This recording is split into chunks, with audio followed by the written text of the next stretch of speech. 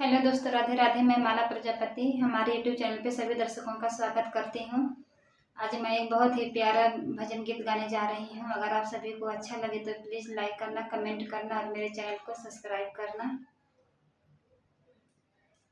मनवा लागल बाट शिव के भजनिया में, मनवा लागल बाट शिव के भजनिया में, भजनिया में हो भजनिया में, मनवा लागल बाट शिव के भजनिया में, मनवा लागल बाट शिव के भजनिया में।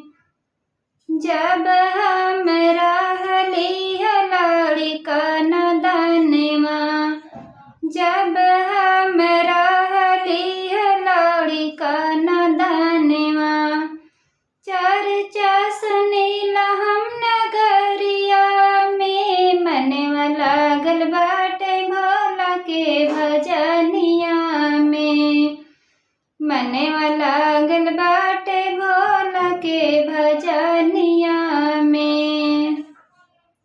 जब हम रहली बरहे बरिस के, जब हम रहली बरहे बरिस के, लाई के कवरिया गैली देव घर नगरिया, भोले दिहन दर्शनवा मंदिरिया में, शिव जी दिहन दर्शनवा मंदिरिया में।